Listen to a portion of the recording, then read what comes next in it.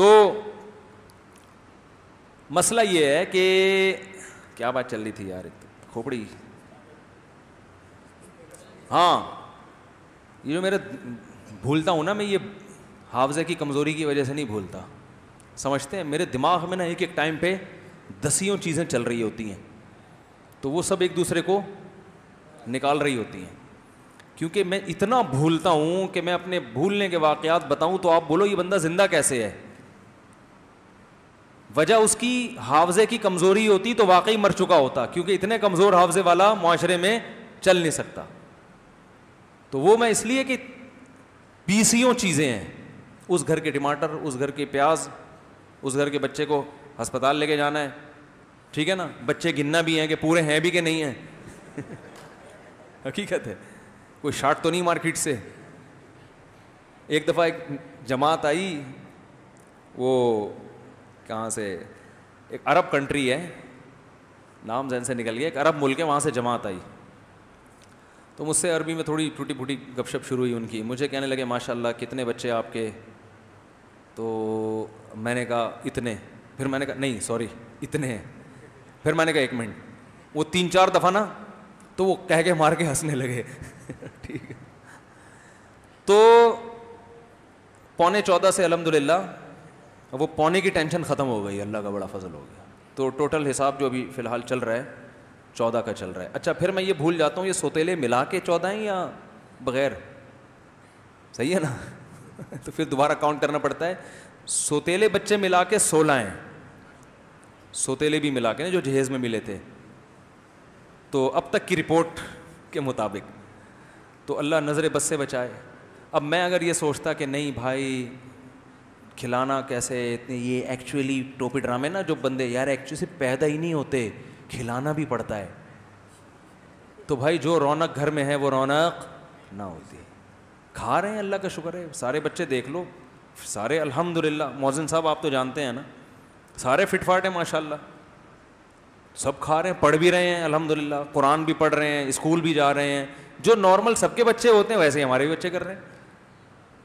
سمجھتے نہیں ہو بات کو, تو پھر تو ان چیزوں میں اللہ پہ توکل کرنا فرض ہے. بعض چیزوں میں توکل جائز ہے, بعض میں توکل فرض ہے. سمجھتے ہو گے نہیں سمجھتے, کیونکہ کھلانے والا کون ہے, اور اللہ نے رزق کا وعدہ کیا ہے. رزق میں صرف کھانا پینا داخل نہیں ہے, ضرورات زندگی کے تمام لوازمات رزق میں داخل ہیں. اللہ جو بچہ پیدا ہوتے ہی ماں کی چھاتیوں میں دودھ پیدا کرتا ہے نا, یہ بتانے کے لیے نہیں کہ میں صرف دودھ پیدا کرتا ہوں, یہ ایک سگنل ہے, یہ ایک سائن ہے. یہ بتانا ہے کہ اس وقت اس کو صرف دودھ کی ضرورت ہے, تو ایسا خاندانی دودھ پیدا کیا کہ اس سے بہتر دودھ نہیں ہو سکتا. تو اس کا یہ بتا رہا ہے اللہ تعالیٰ دودھ پیدا کر کے کہ میں اس کی بنیادی ضرورتوں سے واقف ہوں, اور وہ ضرورتیں کیسے پوری ہوں گی یہ بھی جانتا ہوں. تو اس کی ماں کی چھاتیوں میں تو نے دودھ پیدا نہیں کیا, میں نے کیا ہے, تو اب آئندہ بھی ساری ذمہ داری میری ہے, میں کروں گا. تجھے تو میں ذریعہ بنا رہا ہوں. کمبخت, ماں کو ذریعہ بناتا ہے اللہ تعالیٰ, دودھ ماں تھوڑی پیدا کرتی ہے, ذریعہ بنایا کہ اس کے ذریعے. تو اب جب پیسوں کی ضرورت ہوگی تو باپ کو ذریعہ بنائے گا, اس کے بٹوے میں پیسے ڈالے گا. نہیں ڈال رہا تو سمجھ لو یہ چیز میرے بچے کے لیے ضروری ہے ہی نہیں. غریب آدمی کہے گا میرا بچہ تو پڑھ نہیں سکتا, بھائی نہیں ضروری ہے آپ کے لیے پڑھنا. زرداری بغیر پڑھے اتنا آدمی بنا, تو آپ کا بچہ بھی بن سکتا ہے. وہ غلط بن گیا, آپ صحیح بنا دو, کیا خیال ہے. تو یہ ایجوکیشن کو بھی جو عذاب بنا دیا ہے نا, مسلط کر دیا ہے, یہ خود مغرب کا ایک تھوپا ہے ہمارے سر پہ. سمجھ رہے ہو, تربیت ضروری ہے, تربیت, انسان بنانا ضروری ہے. ایجوکیشن تو دیکھو ڈاکٹر کو انجینئر کا نہیں پتا ہوتا نا, تو کیا وہ ناکام ہو جاتا ہے؟ بھائی اسے جو اس کی ضرورت تھی وہ اس کو آتا ہے. تو اللہ آپ کو کہ بچے کو جو نالج دے گا نا, جو زندگی گزارنے کے لیے ضروری ہے, وہ نالج گاڈ گفٹڈ ہوگی, وہ اس کو مل جائے گی. ہمارے نبی کے پاس نالج تھی, کہیں بھی نہیں پڑھے, اللہ نے وحی کے ذریعے آپ کو نالج دی ہے. سمجھنے کے نہیں سمجھ رہے, سب سے بڑا عالم بنا دیا. تو بچے کو جب زندگی گزارنے کے لیے ضرورت ہوگی نا, بزنس کی ضرورت ہوگی, اللہ اس کو بزنس سکھا دیں گے. ہر چیز یونیورسٹی. دیکھو یہ جو میں نے کہا نا بچے کو تعلیم ضروری نہیں ہے, تعلیم کا مطلب جو جس کو عرف میں تعلیم کہا جاتا ہے, تعلیم تو ضروری ہے, لیکن جس کو آپ تعلیم کہتے ہو وہ والی تعلیم ضروری نہیں ہے. وہ کسی کے لیے ہے, کسی کے لیے نہیں ہے. جس کے پاس پیسے ہیں وہ پڑھا دے, جس کے پاس نہیں ہے وہ نہ پڑھائے. جو ایجوکیشن بچے کے لیے ضروری ہے وہ اللہ اس کو سکھا دے گا. بزنس پڑھا جاتا ہے نا یونیورسٹیوں میں, ارے بہت سے لوگ اپنے بچے کو بزنس پڑھاتے ہیں نا. ابے آئی بی اے میں کیا ہو رہا ہے, بزنس پڑھایا جا رہا ہے نا. میں تو جانتا ہوں بہت سے جنہوں نے پہلی جماعت بھی نہیں پڑھی, بزنس وہ آئی بی اے والوں سے زیادہ اچھا کر رہے ہیں. تو ایجوکیشن میں ان کا علم ان سے زیادہ ہے کہ نہیں ہے؟ میں آپ کو ملا سکتا ہوں کباڑ والوں سے, ایسے ایسے تاج, میرے تو دنیا میں ہر طبقے سے ملنا ہوتا ہے, ایسے ایسے تاجروں سے ملاؤں گا ککھ بھی نہیں آتا. نوٹ چھاپنے ایسے چھاپ رہے گننے کا ٹائم نہیں ہے. اس کا مطلب ان کے پاس بزنس کی ایجوکیشن ہے مگر روایتی ایجوکیشن نہیں ہے, جس کو آپ ایجوکیشن کہتے ہو. ان کے پاس سچی مچی کی ایجوکیشن ہے, اس کو پتا ہے فلاں سے پیسے. دیکھو بزنس کی ایجوکیشن کا مطلب کیا ہوتا ہے, آپ کو بزنس کرنا آ جائے, یہی مطلب ہوتا ہے نا. تو اس کو تو کم بخت ویسے ہی آ گیا, تبھی تو پیسہ کمایا اس نے. اس کو اکاؤنٹ کھولنا بھی آ گیا, اس کو پتا ہے ٹیکس کیسے پے کیا جاتا ہے, یہ بھی آ گیا. صحیح ہے نا. اس کو پتا ہے وسیم بھائی سے پیسے کیسے نکلوانے ہیں, اس کو یہ پہنانا کیسے, یہ پلاٹ, یہ پروڈکٹ پہنانی کس کو کیسے ہے, یہ زیادہ اچھا. اور میں بھی تھوڑا بہت بزنس سیکھ چکا ہوں. میں نے کسی ایم بی اے والے سے اور آئی بی اے میں پڑھے ہوئے آدمی سے بزنس نہیں سیکھ. تاجروں کے ساتھ اٹھتا بیٹھتا ہوں تو میری عادت ہے, ڈاکٹر آئے گا تو اس کو نہ چھوڑتا ہوں, حکیم آئے گا تو اس کو نہ چھوڑتا ہوں, اس کی نالج لیتا ہوں اس سے. تاجر آئے گا نا تو اس کو بھی نہ چھوڑتا ہوں, تو نے اتنا پیسہ کمایا کیسے, کم بخت سالے معذرت کے ساتھ, کہ تجھے آتا واتا تو کچھ, شکل سے تو مکھنچو لگ رہا ہے. میں فلاں کو جانتا ہوں, سالا بزنس پڑھ کے آدھا ہو گیا, ایک گولے گنڈے کی دکان نہیں چلا سکا وہ, اور تم کچھ بھی نہیں آتا, کروڑ روپے میں کھیل رہے ہو, تمہارے 20 اکاؤنٹ. انگلش بھی سیکھ جاتے ہیں پھر, حالانکہ کسی یونیورسٹی, کیونکہ انگریز تاجروں سے اتنی ڈیلنگ ہوتی ہے کہ انگلش پڑھے ہوئے لڑکوں سے زیادہ اچھی بول رہے ہوتے ہیں.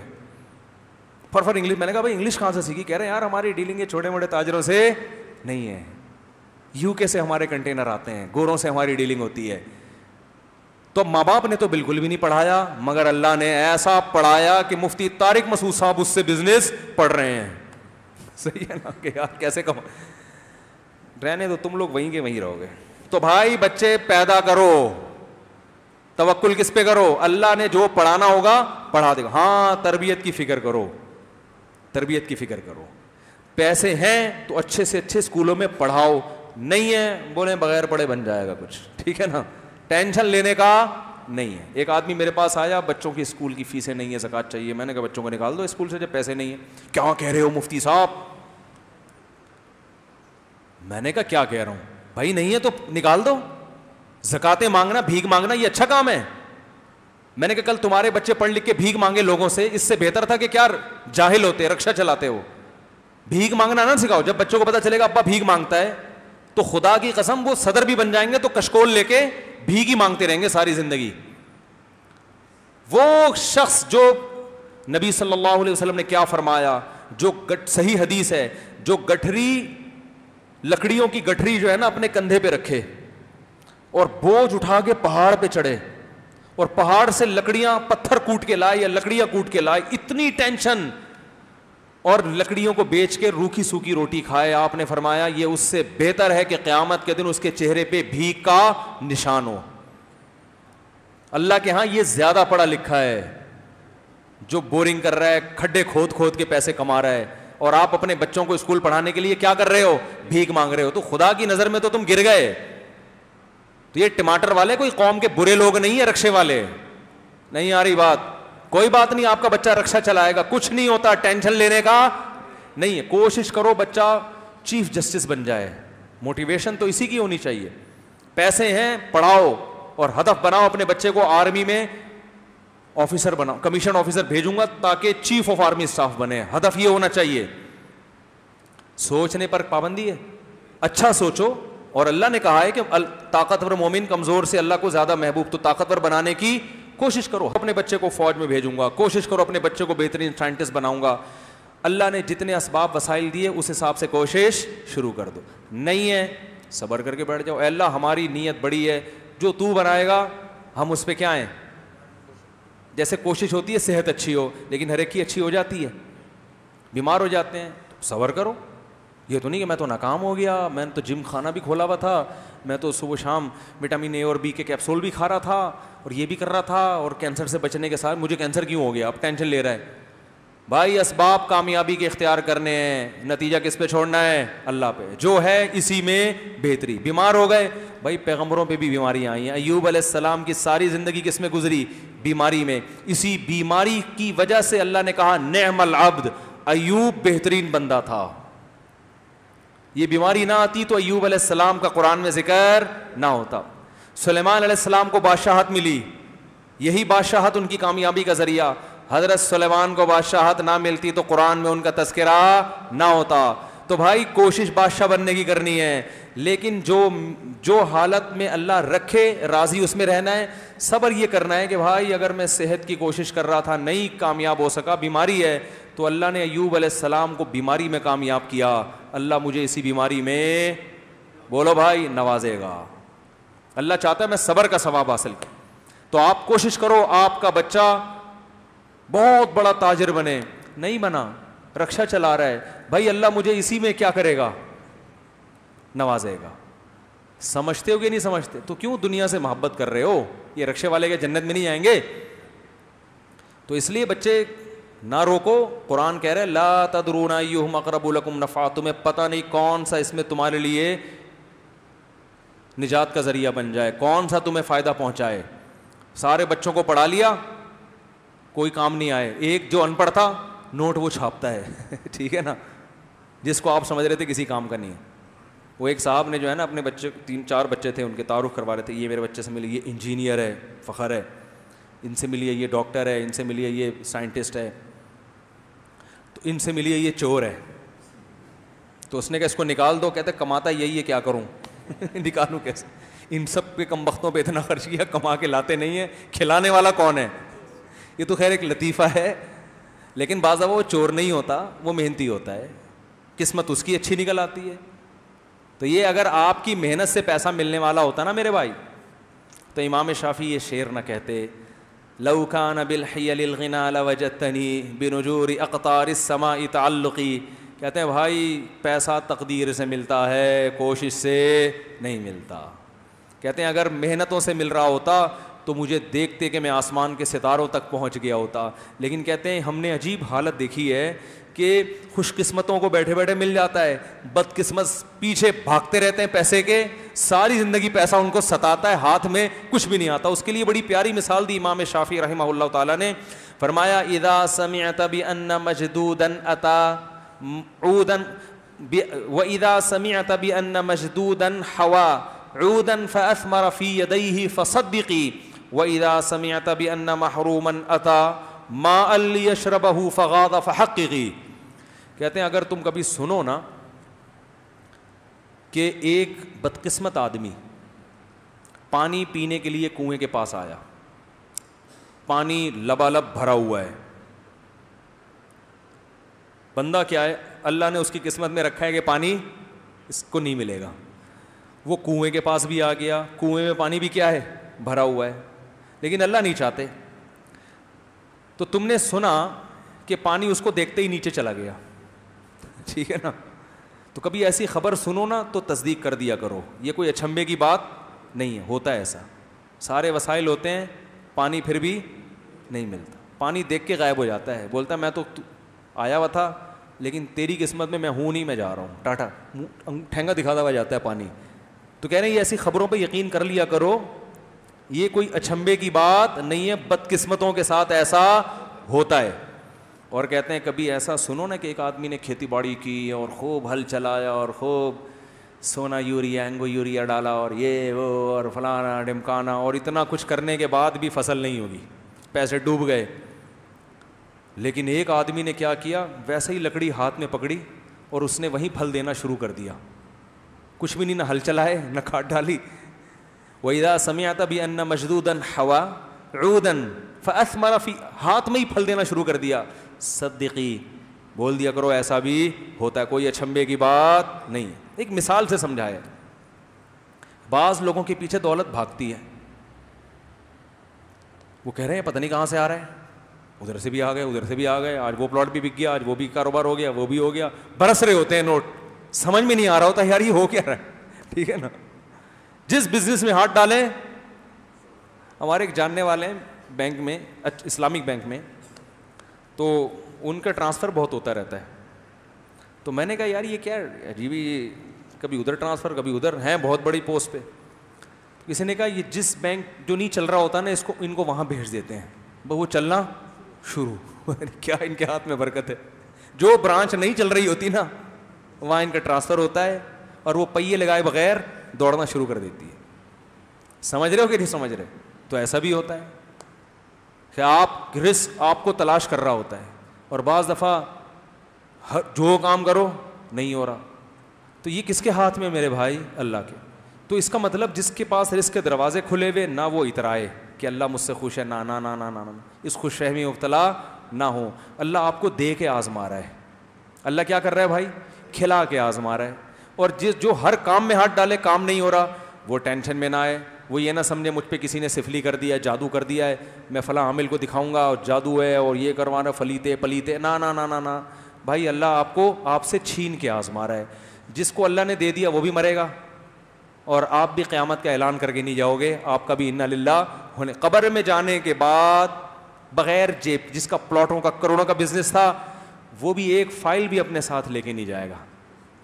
ارے جس کا جو اونر تھا, جو ریاض ملک ہے, وہ نہیں لے کے جائے گا تو جس کے بحریہ ٹاؤن میں پلاٹ ہے وہ کہاں سے لے کے جائے گا؟ ہے بھائی, جو اونر ہے وہ کفن میں جیب کے بغیر جاتا ہے کہ نہیں جاتا؟ تو یہ سوچ لیا کرو بھائی یہ کون سا جو ہے نا قبر میں ساتھ لے کے جائے گا. تو بھائی لے کے بھی اللہ آزما رہا ہے اور دے کے بھی آزما. تو بچے پیدا کرو, نسل مت روکو, ٹھیک ہے, اللہ پہ توکل کرو. اور رپورٹ پتہ ہے کیا ہے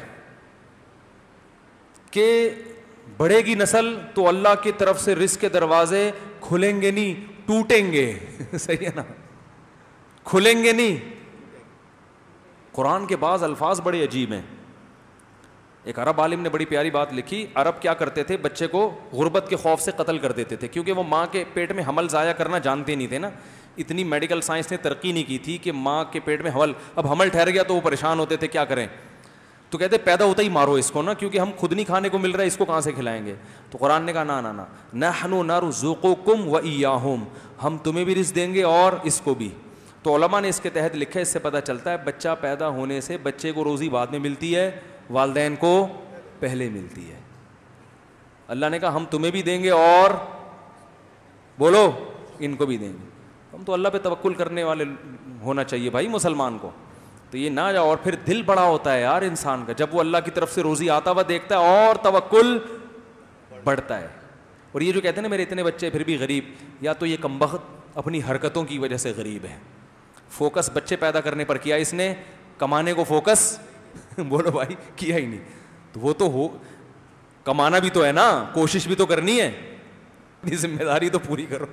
ٹھیک, سمجھ میں نہیں آ رہی بات. تو ایک ہے رزق, کمانا بھی ہے, محنت بھی کرنی ہے, اللہ رزق کے دروازے کھولے گا کیونکہ اللہ اس کنویں میں پانی زیادہ دیتا ہے جس کنویں سے لوگ زیادہ سیراب ہوتے ہیں. اس کا پانی تازہ بھی رہتا ہے اور کنویں سے پانی سے لوگ سیراب ہونا بند ہو جائیں تو کنویں کا پانی سڑ جاتا ہے. ٹھیک ہے. دوسری بات تربیت کی. لوگ کہتے ہیں تربیت نہیں ہوگی, تو بچوں کو بگڑنے مت دو, خود ہی تربیت ہو جائے گی. بگاڑنے کی کوشش نہ کرو. ہر بچہ نیک پیدا ہوتا ہے, حدیث میں آتا ہے, جب نیک ہے تو وہ تو نیک ہی بنے گا نا. ماں باپ بگاڑ رہے ہیں تو بگاڑو مت ان کو, ماحول برا مت دو. سمجھ رہے ہو؟ نگرانی کرو کہ چرسیوں میں تو نہیں اٹھ رہے بیٹھ رہے, غلط لوگوں میں تو نہیں اٹھ رہے بیٹھ رہے. ایسی جگہ مت رہو جہاں چرسی ہیروئنچی رہتے ہوں. شرابیوں میں رہو گے پھر تو ایک بچہ ہوگا وہ بھی بگڑے گا. اچھے لوگوں میں رہو گے تو 10 بھی ہوں گے انشاءاللہ اچھے بنیں گے. تو یہ ہے تربیت کا مطلب. اور بچے زیادہ ہونے سے تربیت آسان اس لیے ہوتی ہے کہ وہ خود ایک دوسرے کی تربیت کر رہے ہوتے ہیں. بہن بھائی جتنا ایک دوسرے پہ نگرانی کرتے ہیں ماں باپ نہیں کر سکتے. میرے اوپر بہن بھائی نہ ہوتے نا تو میں مولوی طارق مسعود نہیں بنتا, میں آج یہاں بیٹھ کے بیان نہیں کر رہا ہوتا. سمجھ رہے ہیں؟ میرے تو اوپر بہن بھائی تھے, بہت نگرانی کی انہوں نے, پڑھایا بھی ہے, نگرانی بھی کی ہے, کہاں جا رہا ہے کہاں. ابا کو تو بیچاروں کو تھوڑی پتا ہوتا ہے نئی نسل کی حرکتیں. ارے ابا تو بیچارے ان کو نئی جنریشن کی شرارتیں پتہ ہوتی ہیں. ابا کو بیوقوف بنانا آج کل آسان ہے. ابا تو پرانے زمانے کے, ان کو تو پرانی چیزیں, نئی لوگوں کی شرارتیں نہیں ہوتی ہیں نا. بھائیوں کو پتا ہوتا ہے کہ مارکیٹ میں کس قسم کی 2 نمبریاں چل رہی ہیں, وہ بھائی بھائی پہ نگرانی کرے گا. سمجھ میں نہیں آ رہی بات؟ تو یہ بہت سارے, یہ پورا ایک سسٹم ہے بھائی, اللہ نے ایک نیچر کا حصہ ہے. یہ ایک دوسرے پر نظر رکھتے ہیں, تربیت کرتے ہیں. تو اس کا یہ مطلب نہیں کہ میں دعویٰ کروں میں بہت اچھا ہوں. آپ کہیں ان کے بہن بھائی تھے تو بہت اچھے بن گئے, وہ تو اللہ ہی جانتا ہے. لیکن آپ کے لحاظ سے تو, آپ کا خیال میں تو اچھا ہی ہوں گا نا, تبھی تو آپ بیان سننے آئے ہیں. تو آپ کے خیال کے مطابق, باقی ہم کیا ہیں تو اللہ ہی بہتر جانتا ہے. میں کیوں بتاؤں میں کیا ہوں, میں کیوں بتاؤں میں کیا ہوں. اگر میں برا ہوں تو اللہ جانے بھائی, میرا اللہ کا معاملہ ہے. اگر میں اچھا ہوں تو کس کا معاملہ ہے؟ اللہ ہمارا معاملہ ہے. اور دعویٰ کیوں کریں بھائی ہم؟ کیونکہ دعویٰ کریں گے تو اچھے ہو نہ ہو, اللہ کی نظر میں بہرحال برے بن جائیں گے. تو خیر, رپورٹ یہ تھی کہ تربیت بھی آسان ہے, بچے خود ایک دوسرے کی, میرے جس گھر میں زیادہ بچے ہیں وہاں میں مجھے ٹینشن کم ہے, سب خود ہی ایک دوسرے کی نگرانی کر رہے ہوتے ہیں. ٹھیک ہے نا, کم ہوتے ہیں تو والدین پر بوجھ آتا ہے. ہاں اکٹھے پیدا ہو جائیں نا 10, پھر ٹینشن ہے. اکٹھے ہوتے نہیں ہیں. جب 10واں ہوتا ہے تو پہلا وہ جوان ہو کے باپ کے کاموں میں ہاتھ بٹا رہا ہوتا ہے, سمجھتے ہو؟ تو برساتی مینڈک تو دھڑا دھڑ اکٹھے پیدا ہوتے ہیں نا, اس میں یہ تھوڑی ایک مینڈک پیدا ہوا تو پہلا والا بڑا ہو چکا ہے. بچوں میں ایسا نہیں ہوتا, ایک پیدا ہوتا ہے تو پہلا والا بڑا ہو چکا ہوتا ہے, وہ بچہ رہا نہیں ہوتا.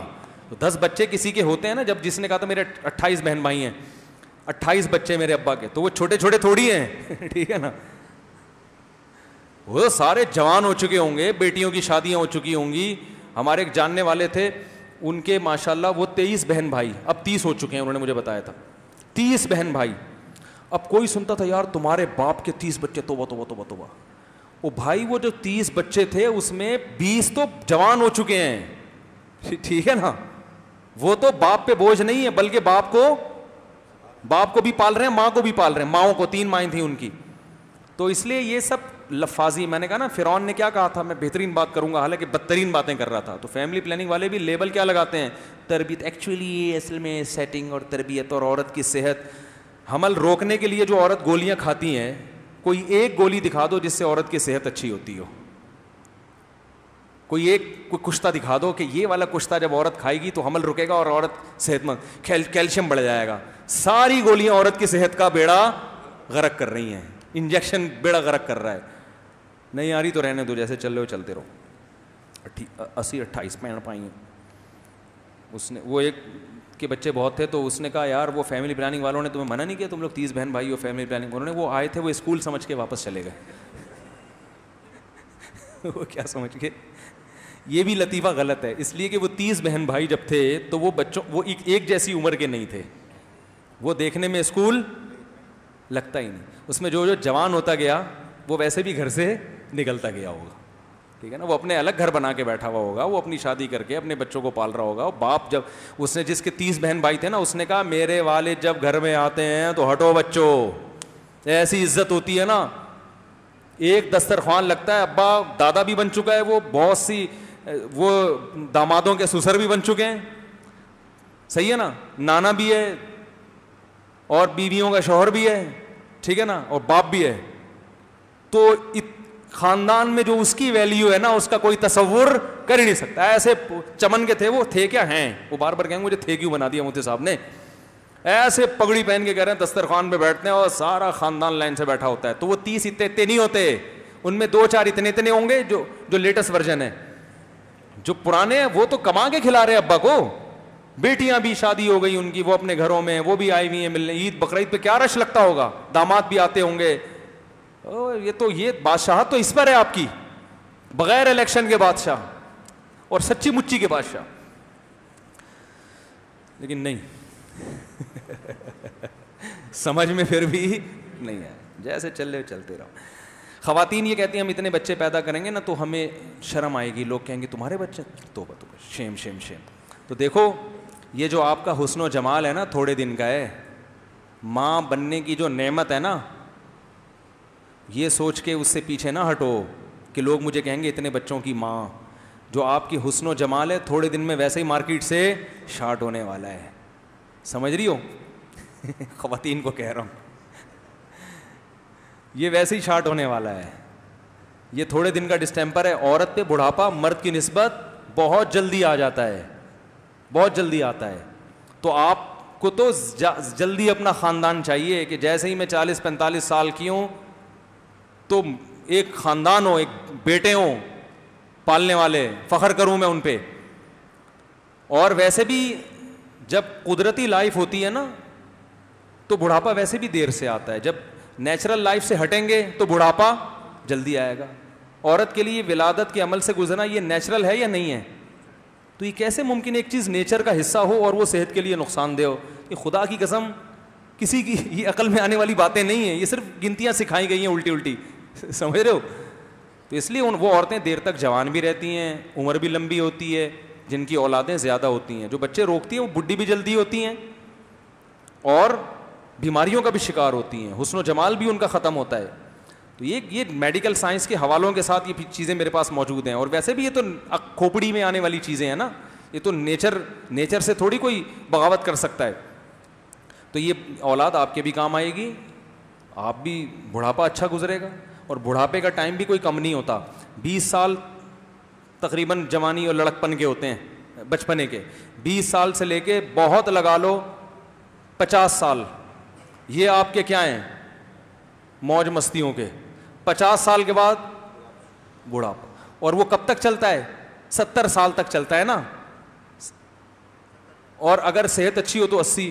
30 سال آپ نے نکالنے ہیں آخر, اور اس وقت آپ کو ضرورت زیادہ ہے. 30 سال اگر آپ کی اولاد ہول سیل کے حساب سے ہوگی تو بڑا اچھا ٹائم گزرے گا, نہیں ہوگی تو اچھا ٹائم نہیں گزرے گا. کیونکہ اس میں یہ پیسہ بھی آپ کے کام نہیں آئے گا, کیونکہ نہ مٹھائی کھا سکو گے شوگر کی وجہ سے, ایئر کنڈیشن میں زیادہ رہو گے تو ہڈیوں میں درد ہونا شروع ہو جائے گا, ٹھیک ہے نا. ڈرائیونگ کرتے ہوئے ہاتھ کانپیں گے, لانگ ڈرائیو نہیں کر سکتا وہ کسی اور سے گاڑی, وہ جو گھومنے پھرنے کی عیاشی وہ سب آہستہ آہستہ ختم. تو اس وقت صرف ایک اولاد ہی ہوتی ہے جو انسان کو راحت دیتی ہے. تو اس زندگی کے لیے کچھ نہیں سوچ رہے, لیکن سمجھ میں نہیں آئے گا.